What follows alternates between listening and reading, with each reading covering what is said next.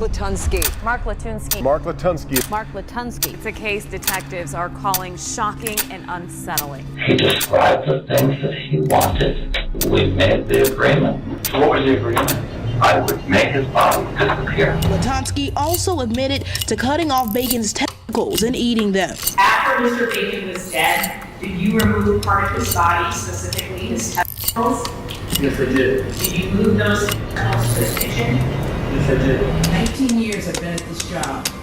I've seen human beings killed at the hands of others in every way imaginable. You name it, I've seen it.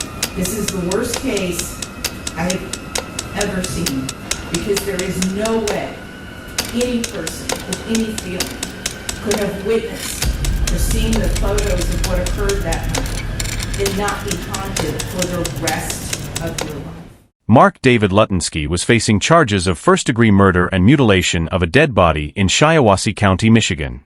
The case began in October 2019 when the 50-year-old Latunsky lured and entrapped a 48-year-old man in his basement, though the man managed to escape. I broke out of the and I need a ride on a trunk. And I met this guy on Bayou Cute. He hit on me. I know, we went out to the car, we dropped, we went to the store, had a soda. I woke up in the basement. Okay. He obviously drugged me. Following that initial incident, no charges were pressed. The situation escalated on Christmas Eve of the same year when 25-year-old Kevin Bacon went missing after a date with Latunsky. When police arrived at Latunsky's home, they made a horrific discovery. I'm trying to escape from some guy who had me chained up in his basement. He had you chained in his basement? Where are you calling from? I don't know. He's after me. Hey, Z, I need you to go to somewhere safe. If you can run up to somebody's house. And this kid has his face covered with a rag and a phone to his ear, and he's like, help me, he's after me, just scared to death out of his mind. This kid grabs my arm and clutches behind me, keep him away from me, just scared out of his mind. Kevin Bacon's body was found at the far end of the basement. He was nude and hanging upside down by his ankles from the ceiling. The body was found at the far end of that room. He was nude, and he was hanging from his feet by the ceiling of the basement. During the investigation, Latunsky attempted to frame the murder as an assisted suicide, claiming that Kevin had convinced him to carry out the killing. He described the things that he wanted. I did what I could to bring those things about. We made the agreement, and he was supposed to disappear. However, the details he revealed next shocked even the most seasoned detectives. Latunsky eventually pleaded guilty to all charges. After he was dead, and it was then that I started to do what I told him I was going to do. I was going to eat part of him. Definitely wasn't prepared for that. Fortunately, I was able to keep my composure for the most part. But I think my stomach was turning right about that time. The decision then fell to a judge to determine whether the cannibal would be imprisoned for life. On that date, were you with Kevin Bacon? Yes, I was. Did you use a knife to stab Mr. Bacon? Yes, I did. After Mr. Bacon was dead, did you remove part of his body, specifically his testicles? Yes, I did. Did you move those testicles to the kitchen? Yes, Ultimately, Mark David Latunsky was sentenced to life in prison without the possibility of parole for the brutal murder of Kevin Bacon.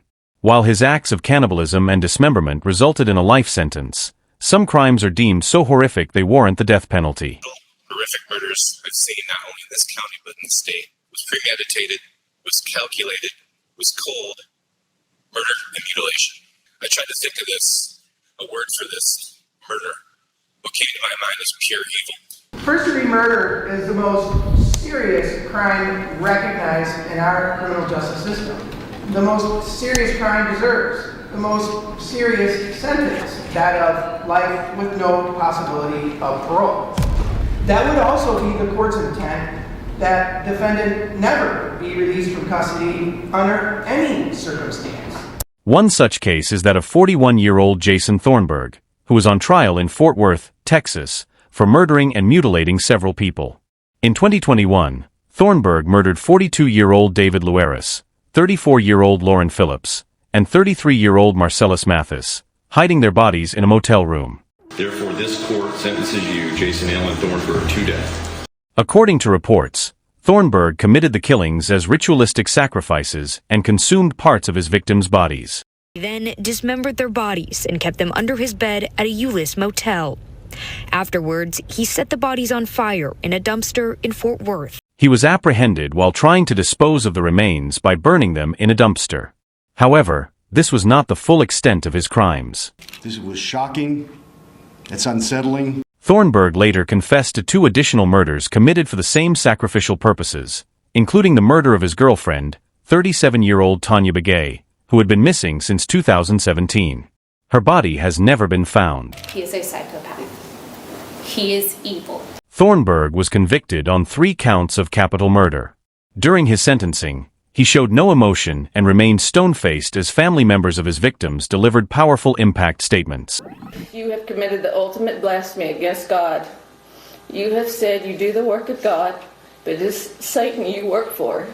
Yes, you're exactly like Satan, a liar, a thief, and a murdering coward.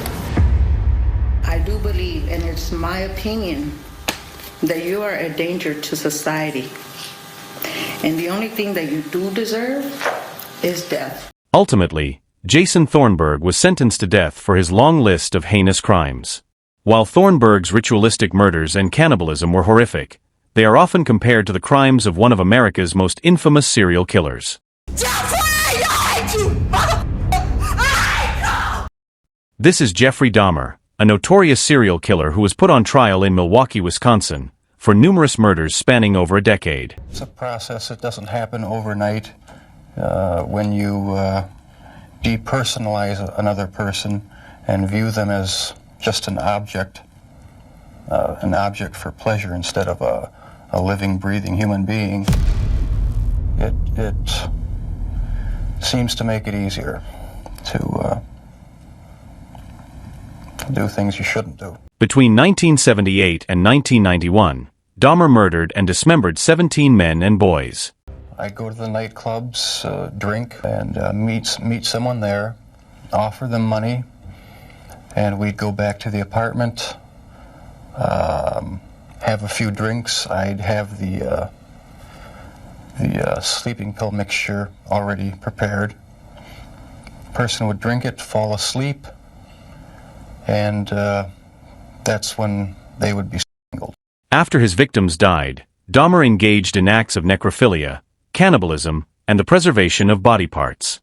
Eating of the heart and the arm muscle.